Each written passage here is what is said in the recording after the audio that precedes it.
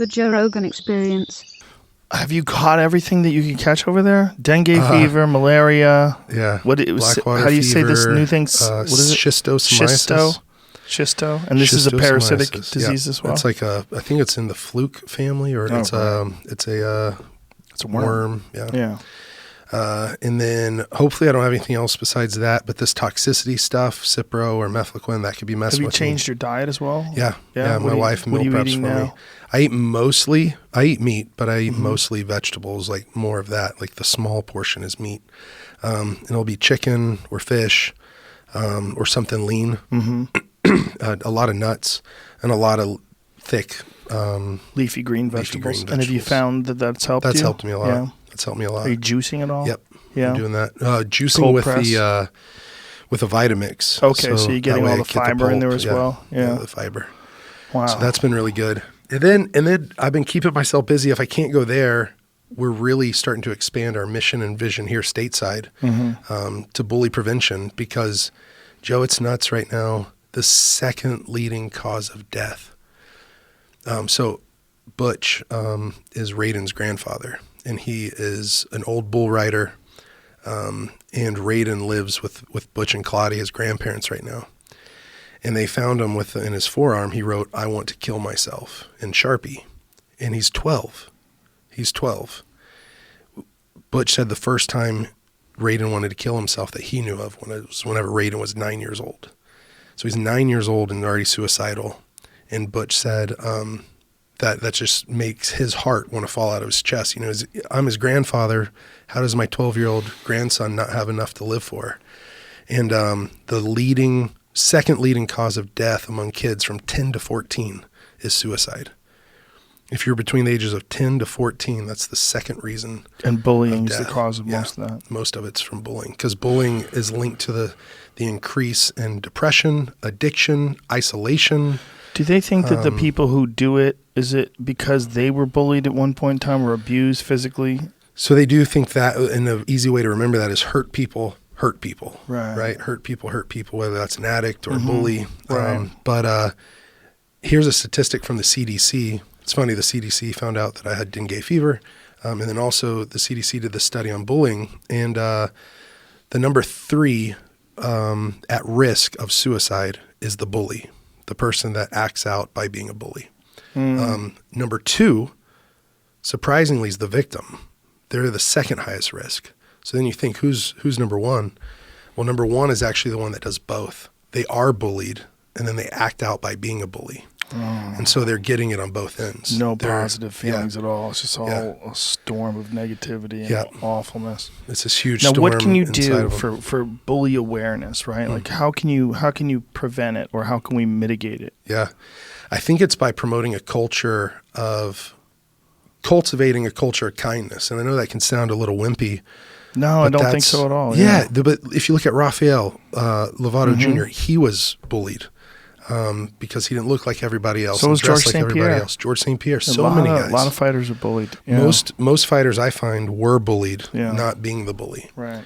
And so I think to cultivate a culture of kindness, there's actually this school in Oklahoma. It's pretty awesome. They're called Edmond Santa Fe.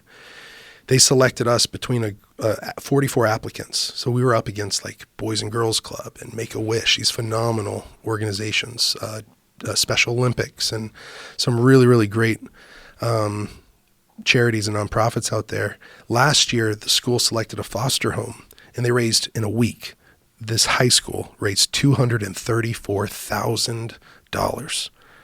A high school in their philanthropy week, because they wanted to help these kids get a new main center among the foster homes. So this year they selected us because they want to get our bully prevention program into public and private schools. Now, what is the prevention program? Like what? Yeah.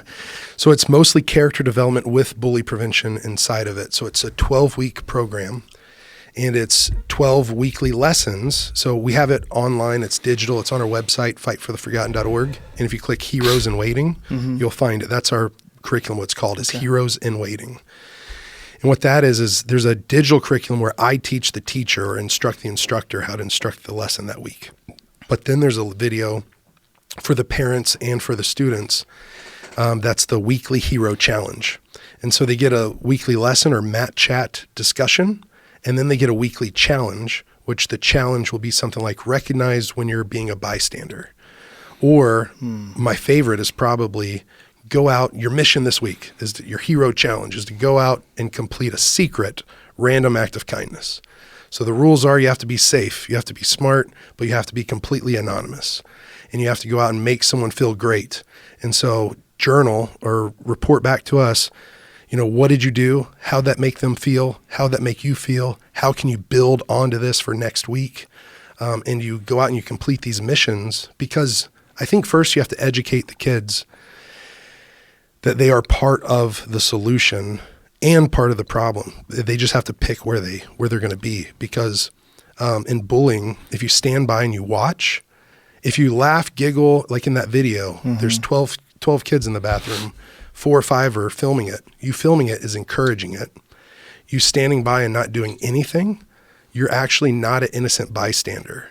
You're a silent supporter, because you're standing there and you're not doing anything. They're actually trying to pass laws about kids in schools filming other kids getting beat up and making them somehow like part of it, an accomplice, or in some way, shape, or form. Because you're at least an encourager. Yeah. And then if you stand by and watch, you are an accomplice. You're not doing anything. You didn't choose it. It chose you. What happened to those kids in the video that were doing those things to Raiden? They were beating them up? They're minors, so I can't really talk about what's happened. But the school has taken appropriate, or at least in their eyes, appropriate and swift action. The parents are thankful to the school and the school district for them taking this serious. I know that the family has felt this has been going on since he was 9 at least, and now he's 12. So 3 years, and they say the only reason now something's being done is because it was filmed, because it's on video and it went viral. But there's been some fun stuff. If we can pull up some of those Raiden pictures, I'll show you. There's another one recently with Dylan Dennis. Dennis got jiu-jitsu lessons. He paid for jiu-jitsu lessons for this young boy who was also beat up in the bathroom. And there's a film of that as well. Yeah. You know what I'm talking about? Yeah, and Dylan posted this video too, and it got over 10 million views, which was awesome. And Raphael now is actually going to scholarship Raiden and his brother Brock with jiu-jitsu lessons. Oh, that's amazing. So they're going to start doing martial arts training after Raiden's done with his hyperbarics and his concussion is settled down. He's going to come into the mats and be part of the kids program, the Little Warriors for Raphael's school, which is the best youth program in the state. That's awesome. Yeah. That's awesome. Is there a way to pull up some of those pictures of Raiden? And this is kind of cool.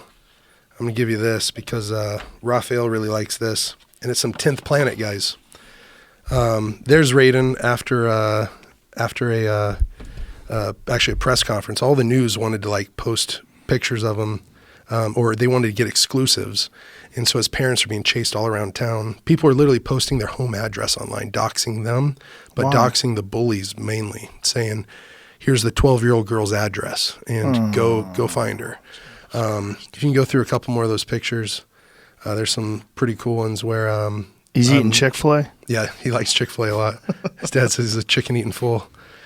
But there's at a football game, the Edmond Santa Fe. They've surrounded him with a lot of love. Oh, that's awesome. And then it's been cool.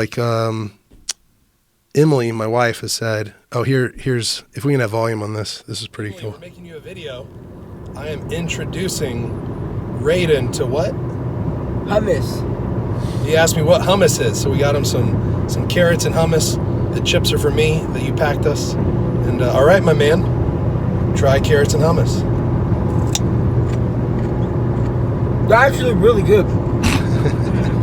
Really good? Yeah.